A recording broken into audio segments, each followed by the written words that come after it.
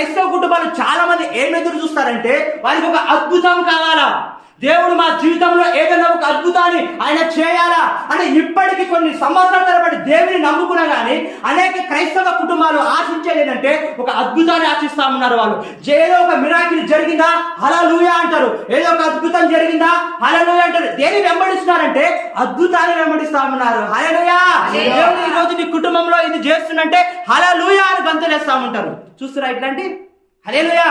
దేని వెంబడిస్తున్నాయి క్రైస్తవ సంఘాలన్నీ? దేని వెంబడిస్తున్నాయి చెప్పండి, మాట్లాడండి. అద్భుతాలు అంటే ఏదో ఒక మిరాకిల్ జరగాల, ఏదైనా ఒక గొప్ప సూచన జరగాల, ఎప్పుడైనా ఒకరికి అద్భుతం జరగాలని క్రైస్తవ సంఘాలని ఈ రోజు ఏంటంటే ఎదురు చూస్తా ఉన్నాయి. కానీ అద్భుతం అనేది అది టెంపరీ. అద్భుతం ఎప్పుడైనా అది శాశ్వతం ఉండదు. అద్భుతం అనేది ఆ సమయంలో అవసరం ఉన్నప్పుడు అప్పుడు వచ్చేసి వెళ్ళిపోతుంది అద్భుతం అనేది. కానీ అద్భుతం అనేది స్థిరంగా నిలబడదు. అద్భుతం అనేది శాశ్వతంగా ఉండదు. కానీ శాశ్వతంగా ఉండేది ఏంటంటే ఆశీర్వాదం. హల్లెలూయా, హల్లెలూయా. ఆశీర్వాదం అనేది శాశ్వతంగా ఉంటది. ఆశీర్వాదం అనేది చాలా శాశ్వతంగా ఉంటది. ఎందుకంటే అద్భుతం అనేది ఎప్పుడు వస్తుందంటే ఒక బాధ వచ్చినప్పుడు అద్భుతం కావాలా, ఏదైనా ఒక పోరాటం వచ్చినప్పుడు, ఏదైనా ఒక శ్రమ వచ్చినప్పుడు అద్భుతం కావాలా, ఏదైనా భయంకరమైన పోరాటాలు కానీ ఏదైనా రోగం వచ్చినప్పుడు అద్భుతం కావాలా. అంటే ఈ రోగము ఇది వచ్చినప్పుడు, ఈ సమస్య వచ్చినప్పుడే అద్భుతం కావాలా. హల్లెలూయా. అందుకనే ఏం చేస్తున్నారంటే అద్భుతాని కోసము ఎదురు చూస్తున్నారు, అద్భుతం కోసం ఎదురు చూస్తున్నారు. సాతాను ఏం చేస్తుందంటే ఆశీర్వాదాలని చూడకుండా, ఆశీర్వాదాల గురించి తెలుసుకోకుండా వాడు ఏం చేస్తుంటే క్రైస్తవ బిడ్డల మనోనేత్రాలను వాడు గుడ్డితనం తీసుకువెళ్ళి వాటన్నిటిని మూసేస్తుంది కనుక అందుకే ఏం వెంబడిస్తారంటే అద్భుతాన్ని వెంబడిస్తా ఉన్నారు. హల్లెలూయా, హల్లెలూయా. మరి అద్భుతం ఎవరికి కావాలంటే ఒక అన్యుడి కావాలి.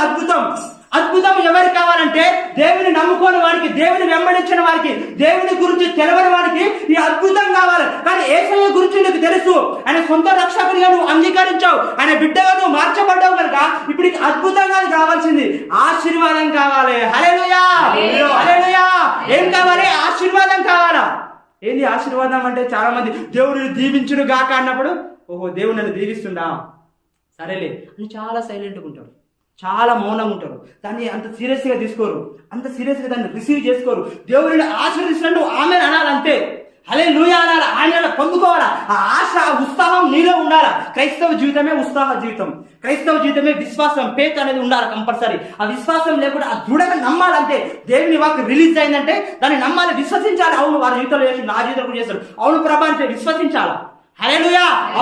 అప్పుడు కార్యాలు జరుగుతూ ఉంటాయి, అప్పుడు సూచక్రియలు జరుగుతూ ఉంటాయి, అప్పుడు ఆశీర్వాదంలోకి నడిపించబడతాయి. దేవుడు నేను ఆశీర్వదిస్తున్నాడు అన్నప్పుడు ఆమె అవును నన్ను ఆశీర్వదించిండు అన్నట్టుగా నువ్వు ఫీల్ కావాలా. బైబిల్ గ్రంథంలో ఒక మాట ఉంటుంది, ఏమని ఉంటుంది?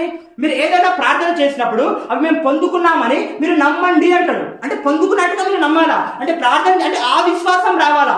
ఆ విశ్వాసం వచ్చినప్పుడు ఆ ప్రార్థనకి జవాబు అనేది ఆటోమేటిక్గా అది వస్తుంది. కనుక ఇక్కడికైనా కూడా ఏదైనా దేవుడిని ఆశీర్వదిస్తున్నాడంటే నువ్వు ఆమె అనాలంతే.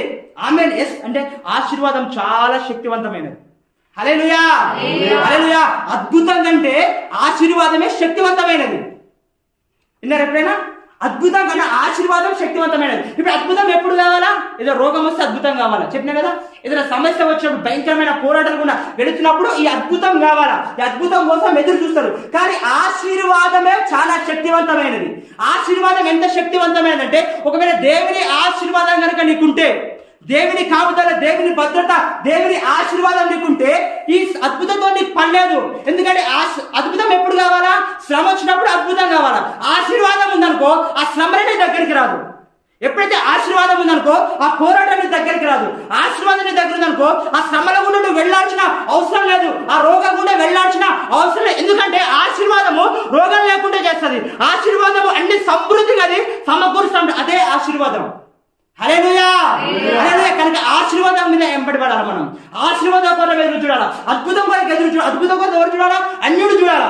దేవుడి గురించి, తెలవడం గురించి అద్భుతం కావాలి. ఇప్పుడు మోషే ప్రవక్త ఉండు, మోషే ప్రవక్త దేవుడు ఏం చెప్పిండు? ఇదిగో అద్భుతాలు చేస్తావు నువ్వు వెళ్ళాడు. ఎందుకంటే అక్కడ భయంకరమైన పోరాటాలు ఉన్నాయి, అక్కడ భయంకరమైన శ్రమలు ఉన్నాయి. కాబట్టి అక్కడ ఏంటంటే అద్భుతం కోసం అక్కడ వెళ్ళన్నాడు.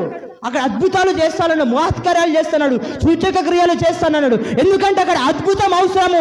ఎందుకంటే అక్కడ అన్య జనులు ఉన్నారు, అక్కడ రెండు తలంపుల మధ్యలో నడుస్తున్నటువంటి ప్రజలు అక్కడ ఉన్నారు కనుక అక్కడికి వెళ్ళి అద్భుతం అక్కడ అవసరం కనుక మోషే నువ్వు వెళ్ళు, అక్కడ అద్భుత కార్యాలు నేను చేస్తానన్నాడు. కనుక అందుకనే ఒక అన్యుని కావాలంటే ఏం కావాలంటే అద్భుతం కావాలి. ఒక క్రైస్తవునికి ఏం కావాలంటే ఆశీర్వాదం కావాలా. ఎప్పుడైతే ఆశీర్వాదం నిన్ను వెంబడించిందనుకో అద్భుతంతో నీకు పని లేదు. ఆశీర్వాదం నువ్వు వెంబడిందనుకో నువ్వు పోరాడాల్సిన పని లేదు. ఆశీర్వాదం నువ్వు వెంబడించిందనుకో నువ్వు పెద్దగా ఇబ్బంది పడాల్సిన అవసరం. ఎందుకంటే ఆశీర్వాదం ఉంటే చెప్పినా కదా, ఏ రోగం రాదు, ఏ పోరాటాలు రావు, ఏ శ్రమ రాదు. ఆశీర్వాదం ఏం చేస్తుంటే అది దీవెనకరంగా మనల్ని నడిపిస్తూ ఉంటుంది. హల్లెలూయా, హల్లెలూయా. బైబిల్లో ఒక వ్యక్తి ఉన్నాడు, అబ్రహాము. అబ్రహాము ఎవరు? ఆశీర్వదించబడినవారు. అబ్రహాం తెలుసు కదా. అబ్రహాం ఎవరు?